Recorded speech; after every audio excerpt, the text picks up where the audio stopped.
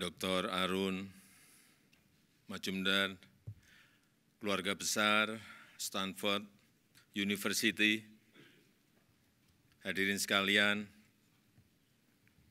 hello, good afternoon everyone. Go Cardinal.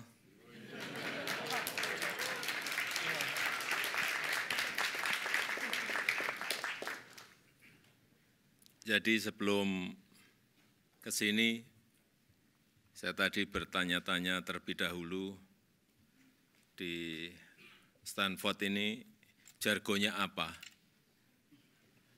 Dijawab, go Cardinal, Pak. Oke. Lalu saya tanya lagi, what are Stanford identical colors? Dijawab, red shirt. That's why I decided to wear a red tie today. Red.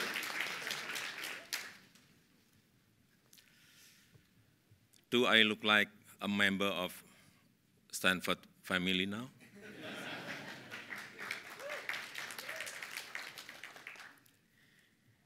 Then you must be curious. Is that important? Yes, of course, because I want to be connected to all of you who are smart, young, diligent generation. Applause for Stanford University.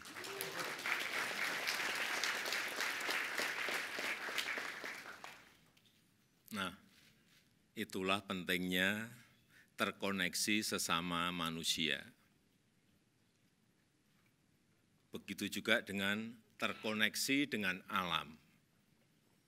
Dan kita tahu dunia kini tengah sakit, perubahan iklim, transisi energi adalah isu yang sangat mendesak. Namun yang menjadi pertanyaan, apakah negara-negara di dunia memiliki komitmen untuk bertanggung jawab dan mengambil peran? Untuk Indonesia tidak perlu ragu dan tidak perlu dipertanyakan komitmen kami. Indonesia walk the talk, not talk the talk.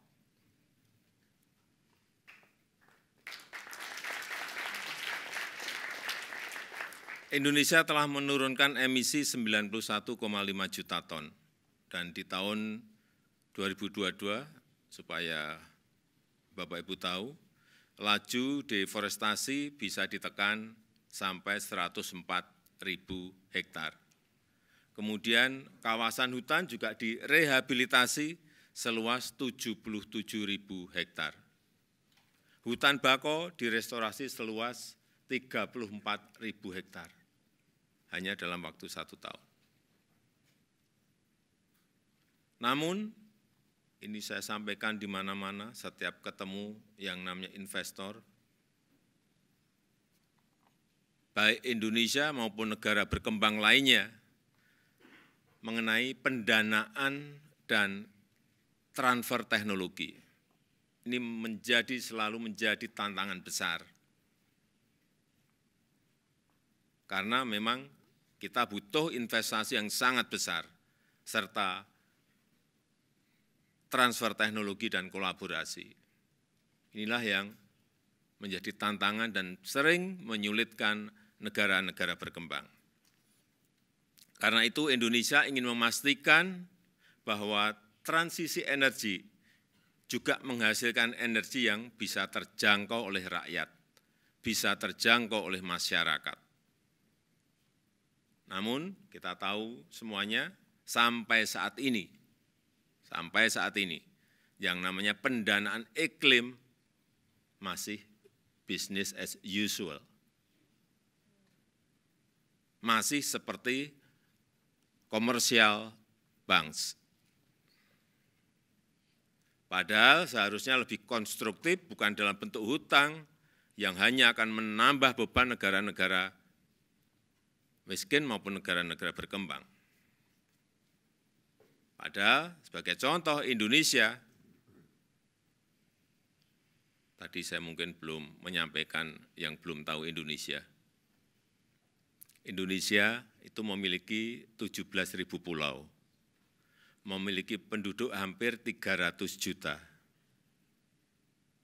memiliki 714 suku yang berbeda-beda tradisi dan budayanya, dan memiliki lebih dari 1.300 bahasa daerah. Dan Indonesia memiliki potensi energi hijau yang sangat besar, yang bisa dimanfaatkan untuk kelestarian bumi. Potensinya mencapai 3.600 gigawatt dari energi matahari, air dari sungai, karena kita memiliki 4.400 sungai, kemudian angin, kemudian geotermal, ombak, dan energi bio. Minggu lalu sebelum terbang ke Amerika Serikat, saya terbang ke provinsi di Indonesia yang namanya Jawa Barat. Ini salah satu provinsi yang terpadat di Indonesia, yang memiliki penduduk kurang lebih 48 juta jiwa.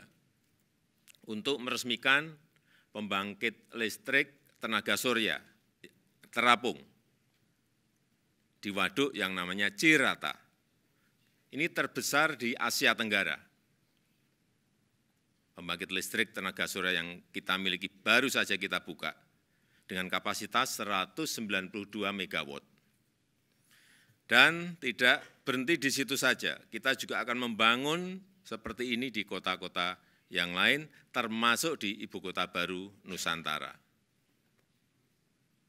Tadi sudah disampaikan oleh Bapak Dekan, Dr. Arun Majumdar, disinggung sedikit mengenai Nusantara.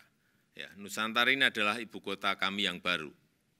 Sebuah kota pintar berbasis hutan, 70% areanya hijau, area hutan, dan kita nanti akan menggunakan juga energi hijau dari matahari dan dari hidro, dan supaya saudara-saudara tahu bahwa yang pertama kali kita bangun saat akan membangun ibu kota Nusantara ini adalah membangun Nursery Center, membangun Botanical Center yang berkapasitas 15 juta bibit pohon per tahunnya, 15 juta bibit pohon per tahunnya.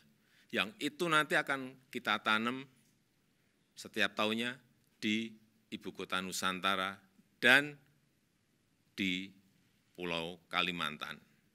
Inilah showcase transformasi Indonesia, dan tahun depan Indonesia berencana akan merayakan hari kemerdekaannya di Nusantara untuk menunjukkan bahwa kita telah memiliki ibu kota baru, meskipun mungkin selesainya ibu kota ini baru 15 atau 20 tahun yang akan datang.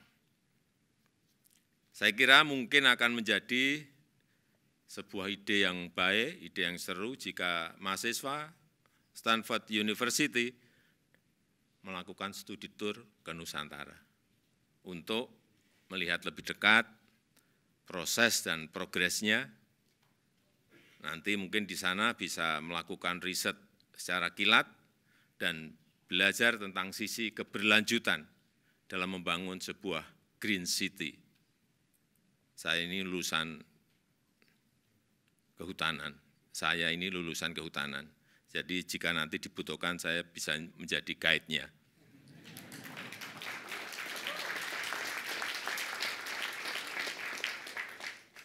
Kalau ada yang tertarik silahkan tunjuk jari. Karena saya memang sudah mendengar bahwa Stanford University akan membangun kemitraan dengan otoritas Ibu Kota Nusantara di bidang pengembangan penelitian dan inovasi yang berkelanjutan. Dan dalam menghadapi dampak perubahan iklim yang semakin mengancam saat ini, kolaborasi ini sangat penting.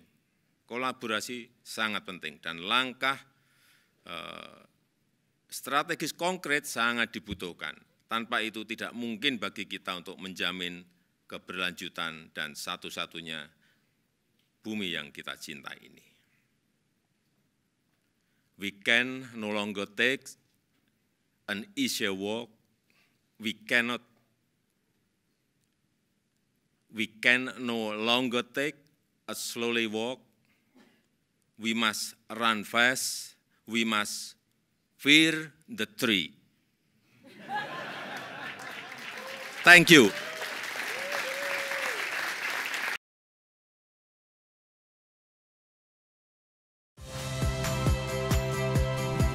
Saya Yasir Neneama. Saksikan program-program Kompas TV melalui siaran digital, pay TV, dan media streaming lainnya. Kompas TV, independen, terpercaya.